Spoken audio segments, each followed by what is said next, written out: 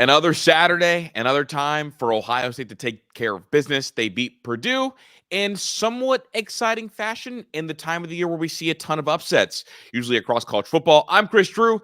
That's my guy, Ron James. Ron, what's good? Doing well. You know, the best thing about being 9-0 is the chance to go 10-0. I had to double check that before the show just to make sure I was in the right week. College football's flying by, the season flies by, but things when you're having fun tend to fly by. In this game, the first half didn't really fly by. The second half did fly by. Ron, Ohio State takes care of business, and I don't have Ohio State upset alert usually ever. Like Ryan A does the thing where he beats whoever he's supposed to beat. And that's kind of the big thing for him. And they don't really have those like horrible slip ups. And today was no different. This was a game that could have been a little bit of a snooze fest for longer than it was. It was a little bit sleepy Ohio State to get out the gate, but then they kind of got it going. And it was the Max Clare welcome home game. So, as I look at this game, I want to start with the defense, and I want to start with our guy, Jermaine Matthews, because he just continues to play well. And he is a superstar level player, Ron, but he doesn't get talked about like superstar level players because everybody on this team feels like a superstar in their own right. But he's a real one. Like he is a first round potential. He is a BIA. He is next up in the lockdown, kind of lineage that Ohio State has. Thoughts on Jermaine Matthews today?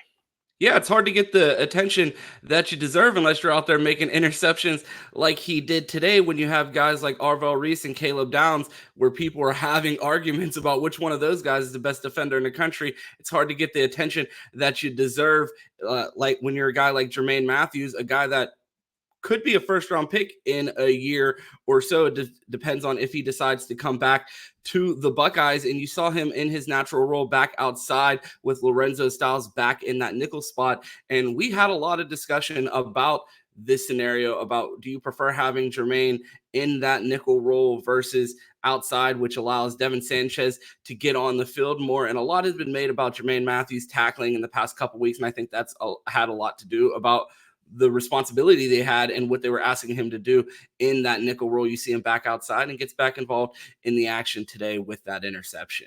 It's funny. You kind of nailed it, right? Like with Jermaine Matthews, with corners, who I view him as a superstar. Whenever I turn on any kind of film, he's just blanket coverage. Guys don't really get talked about unless they get interceptions or they're kind of celebrated for all the little stuff they do. And with Ohio State, there's so many players doing little stuff or big stuff, that little stuff doesn't get celebrated. For Jermaine Matthews, he falls victim to, I'm not going to be in the limelight because I cover whoever I'm covering so well, the ball doesn't get thrown my way at all. Like that's what happens. And so he's been it feels weird to say, he's been so good this year that he doesn't really have a lot of turnovers. No, he doesn't. He doesn't have a lot of those opportunities. So yeah, to see him get that chance to, be seen. I mean, he had a big play against Texas as well. It seems like he comes up in big moments, but to see a guy like this, I always joked when, Jermaine Matthews has one of the funner recruitment stories at Ohio State, a guy that was under recruited out of Winton Woods outside of Cincinnati and, camps at Ohio State a month before he was projected to commit to, I believe it was OU at the time, or Cincinnati. No, it was Cincinnati. They thought he was going to go to Cincinnati. And he gets the offer at Ohio State, commits to Ohio State, and ends up being a borderline 5-star by the end of his recruitment. People have been asking for him to get on the field and get his opportunity to play since he was a true freshman. You see him finally get that opportunity to be the main guy out there. Pun intended, pun not intended. I'm not sure. But Jermaine absolutely balling, and I'm glad to see him get that opportunity. Not quite the national notoriety, but I feel like once people sit down and really break down the film, they'll see the type of player he is. You go back and you watch his high school film, you couldn't tell if he was a receiver or a corner, and it's not because he played both positions. It's because his highlight tapes were just pick sixes. He was scoring touchdowns. I had never seen so many touchdowns in a defensive player's tape without any offensive snaps. And, he continues to be that ball hawk at Ohio State, coming up with a huge interception against Arch Manning in week 1. And you see him do it again here against Purdue. Yeah, I just wanted to start with him just because I think that, like, obviously he has become the unsung hero of this team because I know that people are still kind of waiting for some of the mock drafts to come out that maybe have him as a first rounder, but like he's going to be a case where like once draft season starts and like you go through receivers and you realize, oh, well, no receiver in the last like 2-3 years has gotten open on Jermaine Matthews. Like I'm fully expecting him to end up being a first rounder this season. So that's how good I think he is. And I think he kind of deserves some love. Now, I did kind of bury the headliner. Obviously, Ohio State won 34-10, and the offense moved just fine. But there was a missing piece today. Our guy, the second best receiver in the entire country, only behind his teammate, a guy who every other team in the country would feel significantly if they lost a receiver near his caliber. Obviously, we saw Indiana lose. Surratt didn't play today, and their offense looked anemic. Carnell Tate didn't play today, and this offense still looked explosive. The reports from the broadcast was maybe something popped up in warmups, and they didn't want to risk it, and so he did end up missing the game. Thoughts, concerns, anything on this, Ron? No, it just felt like the Buckeyes taking advantage of their embarrassment of riches at wide receiver, and there's no need to rush a player that they said felt tight during warmups. And honestly, I know I have on my red hat, but I do have on a tinfoil hat under here, and I'm going to go into conspiracy theory mode. This feels like Ryan Day just finding another way to get guys more rest. They talked about it all broadcast about the pace of play and the Buckeyes essentially building in an extra bye week, if not two. Currently 67 plays under the current national average for pace of play in snaps per game. And you see the Buckeyes take advantage of that. Carnell Tate was all smiles on the sideline. And I think this was the Buckeyes just being cautious and, again, showing like, hey, you had a conversation all week. Do the Buckeyes have the 4 or 5 best players in the country? And that fifth name that was being brought up was Carnell Tate. And the Buckeyes go out there and show why they're the number one team in the country and get a 24-point victory without one of the best wide receivers in the country. At what point did you realize something was up in the game? Because I noticed on about snap 3 when Bryson Rogers and Brandon Inniss were on the field at the same time. Quincy Porter, I don't believe, played in the game today. So you saw Bryson Rogers and Mylan Graham get a lot of burn, and I thought that was an opportunity for those guys to step up in that role. And I wanted to get your thoughts on how you thought those two filled in with the absence of Carnell Tate. Yeah, what's funny with Carnell Tate, I think that you're kind of onto something, and this happened in the NBA. Before they started like calling it load management, it was just, they felt tight during pregame, during warm-ups. So we're just seeing load management a little bit, and honestly, like the best reps and the best work that Carnell Tate's going to get is going to be in practice against guys like Jermaine Matthews. So I'm okay with him missing the game against Purdue, and hopefully everything is all good and kosher. Dude, and I look, me and you are both sickos, and me and you, I believe, both of our favorite position to watch is wide receiver, and that's kind of one of the things we bonded over. So me and you, our eyes immediately flash outside, and when you see that 5, and you see that 1-3. It's like, oh, okay, someone's not playing then. And then obviously the broadcast caught it way after we did, I'm pretty sure, kind of watching the game. But no, I was impressed with Bryson Rogers. Like I thought that he kind of looked and felt the part. He was where he needed to be. Obviously, like not a lot of volume for either of those guys, 3 catches combined. But, I was impressed, and I didn't feel like they were a liability out there. And when guys don't feel like a liability out there, or you don't feel too big of a drop-off when you lose maybe the second best receiver in the entire sport, well, not maybe, but definitely the second best receiver in the entire sport doesn't play that day, and the offense still moves along, it's because those two are doing their jobs. I'm excited to see kind of how they held up in some of the run stuff too. But, I thought they filled it okay. Obviously, like they didn't give you any of the superstar moments that Carnell Tate had, but there was no blunders or anything because it is a well-coached unit.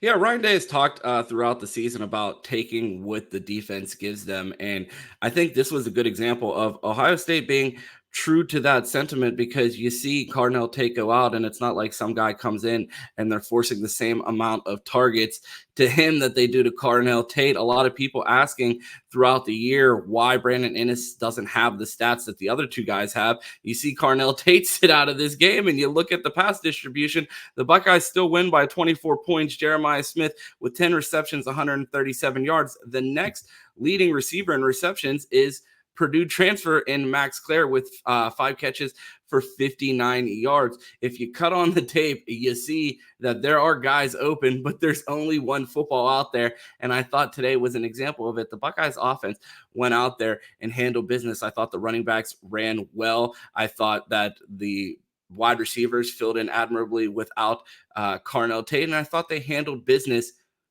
with precision. You saw the one blunder by Julian Sayin and hit. I mean, I think both of his interceptions looked, or two of his, four interceptions at this point look darn near identical. If you remember the Grambling interception down in the red zone of kind of the bland play calling, and it felt like the offense is just trying to do too much in the red zone with these limited types of play calling. They kept it vanilla today. How much do you put that interception on Julian Sayin versus play call in the red zone today? Because it felt like the Buckeyes had a very vanilla game plan going into today. I mean, even if you look back to the Penn State game, the amount of pre-snap movement that we saw, the amount of mixing up of formations that we saw in the red zone, we didn't see much of that today, and I felt like that played into some of the red zone struggles. Yeah, I thought we for sure could have gotten a Max Clare touchdown down there. I thought that this was going to be the Max Clare game, of course, have it stamped. The play calling did get a little bit vanilla. They ran the ball decently down in the red zone, but for Julian Sayin, and I'm going to keep going back to the NBA a lot today. It's one of those things that in the NBA, Steph Curry can get a heat check and he can miss one really bad, and it doesn't really mean anything because it's just a missed shot. Sometimes it feels like Julian Sayin just does the heat check. Do I have a miss in me? Let's see. Is everything going to go my way today? And he got greedy there. Didn't need to throw back across his body because you remember up until that point. I mean, him and Jeremiah Smith have a crazy connection too. So we watched some of the really long handoffs, and I think he felt like he was in a mode where I can do no wrong here. I can't do any wrong. And that's kind of how that happened. It felt a little bit greedy. But I do want to talk about Jeremiah because, obviously like Carnell Tate not playing today, and this being the best individual player in the sport, best individual player the sport's seen in the last 5 years. This is LeBron James. This is that. Again, another NBA reference on a football field. I mean, dude, he's doing stuff that is so uniquely absurd in terms of catch radius, in terms of getting open, in terms of circus catches while being held.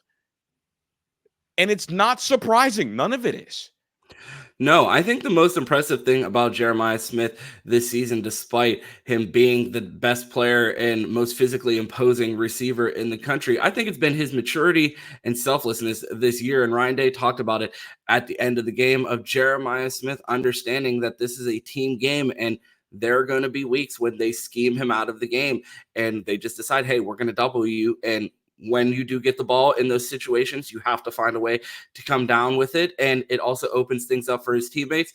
And Carnell goes out. You have an opportunity to step up and be the man today. And you see him go out there with 140 yards. And you see the Bolitnikov down there in the corner. The fan vote's going on right now, and Jeremiah Smith is in the lead. And I think Carnell Tate did him a little favor today by sitting out today's game because it felt like Carnell Tate was his biggest competition for the award. Dude, 10 for 137 is not normal. That is a huge day. But didn't it feel pretty normal today, Ron? It feels like the Buckeyes are just in coast mode, in autopilot, because they're just cruising to victory week in and week out. And you see the Buckeyes, at no point did it feel like this game was in question or in doubt, but it didn't feel like it had the explosion and excitement of the Penn State game. And it just shows how dominant that this team is. And you feel it from the national media. You feel the Ohio State fatigue everywhere. But I think this might be the first week that I sat down and watched the game, and I was like, you know what? This is kind of unfair. This team is just going out there and pushing everyone around. And the fact that the Buckeyes haven't really been challenged as of late, you see what happened with Indiana this week. And it's like, all right, well, is Ohio State just that much better than everyone, or is it a scheduling thing? And I think it might be a combination of both. We're seeing the most dominant team in the country play a weaker schedule. And it felt like the Buckeyes were able to sleepwalk through this one, despite still getting a 4-possession win? Right. A 4-possession win. And obviously Purdue scoring really, really late. But for just Jeremiah Smith, I can't say enough good things about him. And he kind of is the captain of this ship on offense. And, him and Julian Sayin, again, sleptwalked to 34 points. This was this was a bad game in the book of Julian Sayin, and they still won really, really handily. So we're just kind of watching this team continue to take steps towards the right way, play at a really, really slow pace. I mean, that was apparent. It did feel like they let the gas up even more today. But I do want to talk about the run game, man. I thought the run game looked really good. Maybe the best it's looked all season. If I'm kind of, going through this thing entirely, I want to ask you, 9 carries, 60 yards, 6.7 average, had the long of 16 yards. Isaiah West is the what best running back on this roster? Second. Okay. I think he runs with a tenacity and a hunger of a guy that started off as potentially fourth or fifth string running back on this team and is Yeah. now fighting to potentially. I mean, I think you were leading me with that question to ask, is he maybe even the best running back on the team? And I'm not willing to pivot off of Bo Jackson given what we saw from him earlier in the year. I mean, he had the highlight play of the game that was negated by ticky-tack Jeremiah Smith call. And it's always funny because like when you have those explosive plays and it's like, man, we just took a highlight off the board there, and it's like, oh, who ruined this? And everybody's ready to be off with one of the linemen's head, and they're like, number 4. Everyone's like, well, okay, well, go make a catch now. And it felt like he went out and made up for that. But I think Bo Jackson is still the leader in the clubhouse. But seeing Isaiah West come on, and the fact that they're able to use 4 backs in the game, because the way Bo Jackson and Isaiah West were running, and I would even extend that to CJ Donaldson and James Peoples, every single one of them were running with violence on the field today. And I was glad to see that there was a rotation because, I mean, the way they were running, it was good that all of those carries weren't going to a single back. At one play, Bo Jackson was running full speed down the sidelines. Instead of just casually stepping out, he tried to run through the defender's chest. And I'm like, hey, long season, potentially 17 games. Let's just step out of bounds next time. And I think that's why you're seeing such a rotation there, because Ryan Day is so intimately in tune with the pace of play.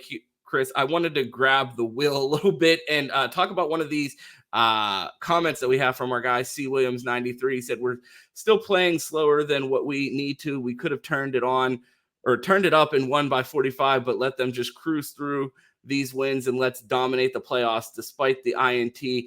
Sayin is killing.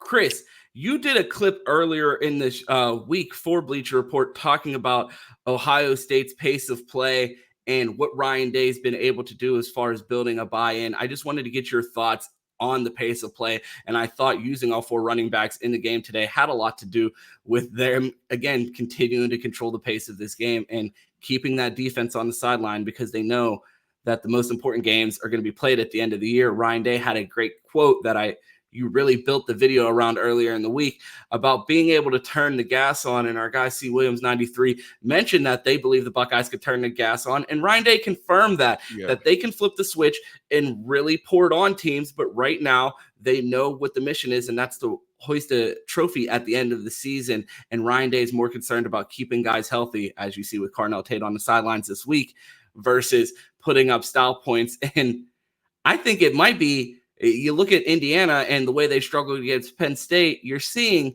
why Kurt Cignetti's putting up these style points. Is he overcompensating for something that he knows about his team that Ryan Day does not feel the need to overcompensate for?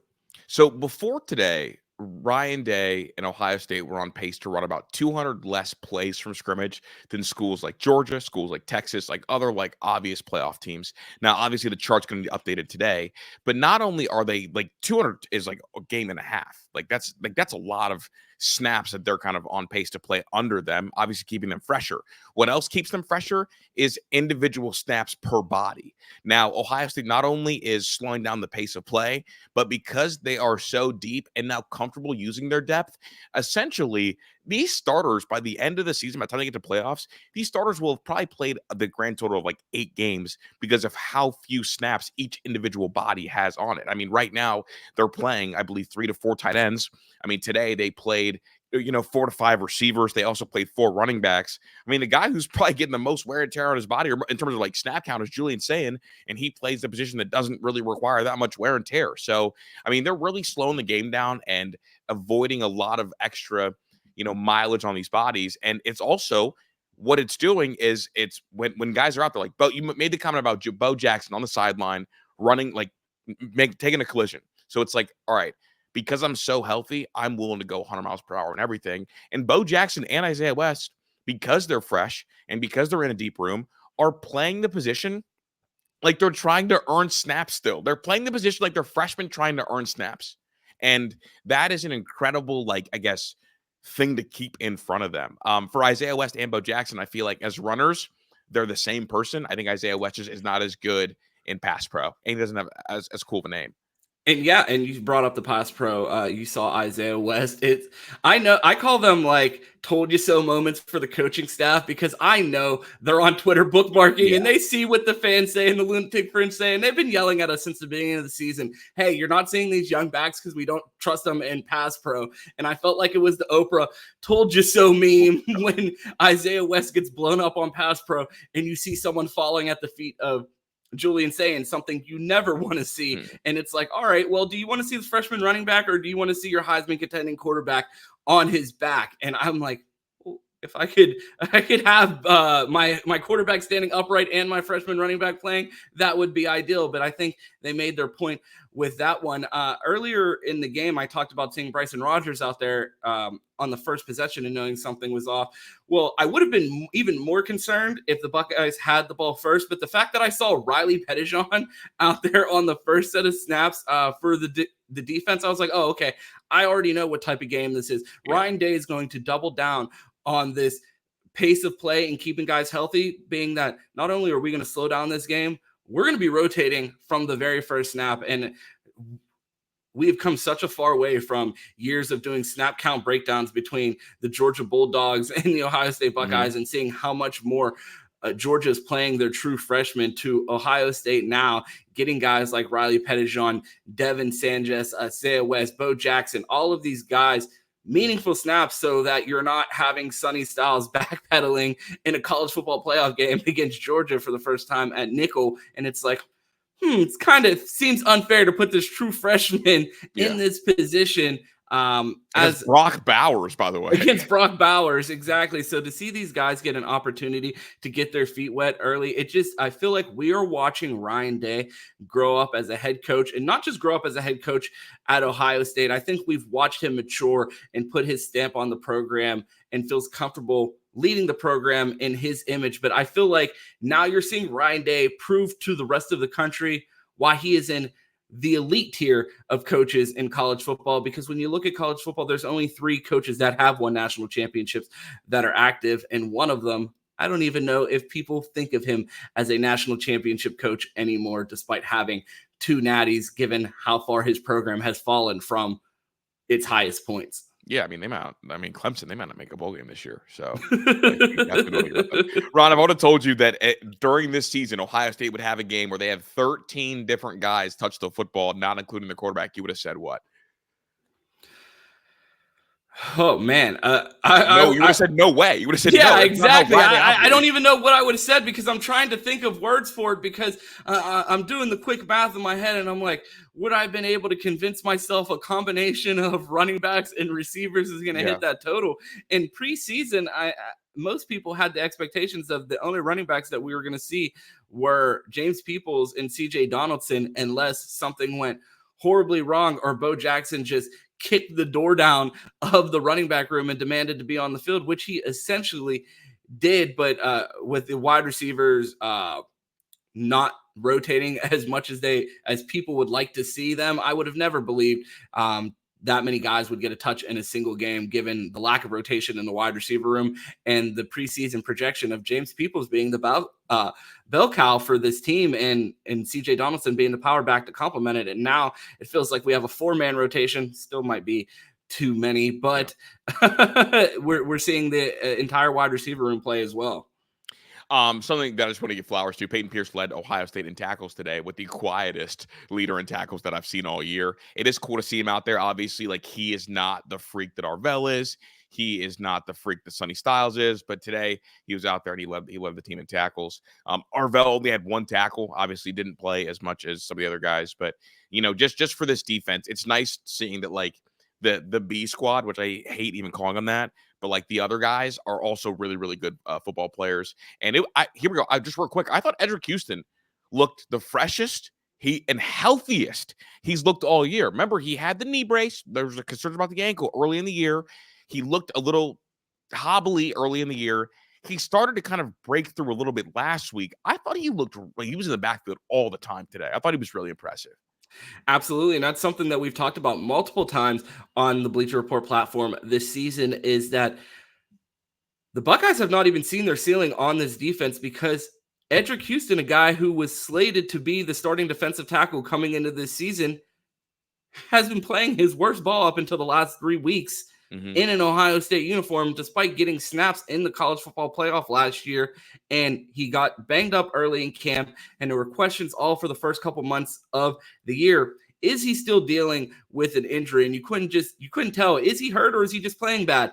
I don't know which one it was, but he's playing great now, and you absolutely love to see it as a Buckeye fan, especially with the emergence of Tywan Malone and Will Smith Jr. on that interior. It feels like the interior of this defensive line, which came into the season as a question mark, has turned into a strength. I wanted to circle back real quick to the linebackers, and I think Peyton Pierce's emergence just shows what James Laurinaitis has been able to do with that room, especially in a weekend where Cody Simon, who's set to get his first NFL start for the Arizona Cardinals this week, from a linebacker room that people had so many questions about when Jim Knowles first got here.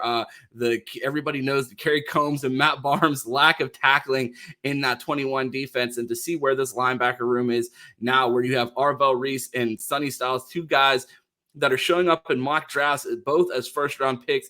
Peyton Pierce, a guy who is leading the team in tackles in a Big Ten conference game.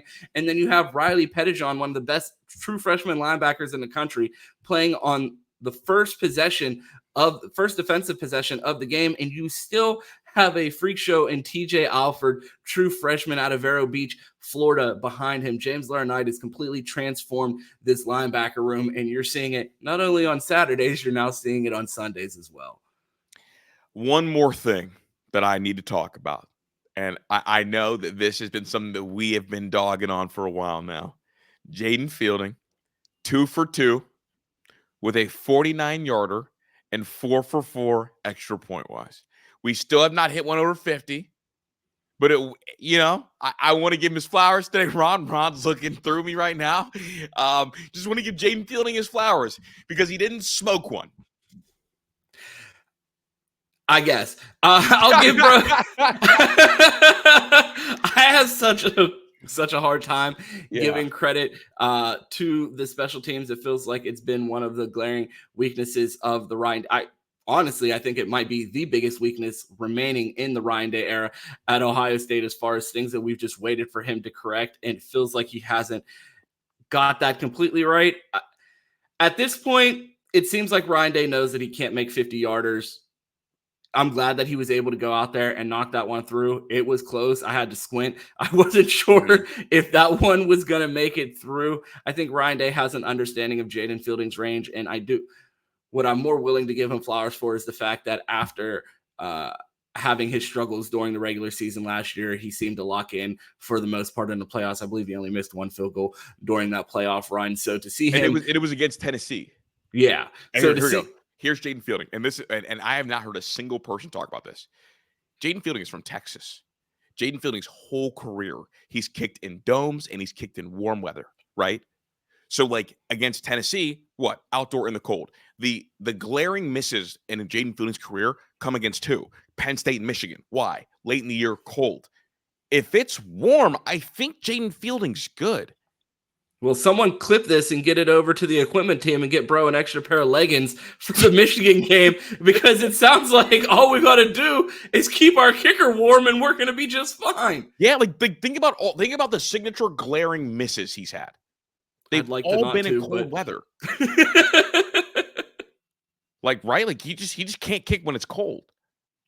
Absolutely. You would hope that the Buckeyes are able to, especially with the record that they have and being the number one team in the country, they should be able to have a bye week in the college football playoffs. Despite, I would love the fact that I would love the opportunity to have another home game in Columbus during the playoffs. I thought that was one of the most electric atmospheres that we've ever seen in Columbus. But with a bye week, it doesn't seem like Jaden Fielding will be asked to kick outside much more after the Michigan game. My last thing on Jaden Fielding, and I don't know who's got the measurement out there, but he's listed as taller than Julian Sayin. And I'm here to tell you there's no shot that Jaden Fielding is taller than Julian Sayin. Julian Sayin is 6'1.5". Jaden Fielding is listed at 6'2". Yeah, that's absolutely untrue. Enormous. Yeah, but look, that's what Purdue Week brings us. Purdue Week brings us a deep study on Jaden Fielding. Congrats on 2 49-yard field goals. Ron, anything else you want to do before we get out of here? No, you know how this thing ends. It's always go Bucks. And of course, OH. I-O.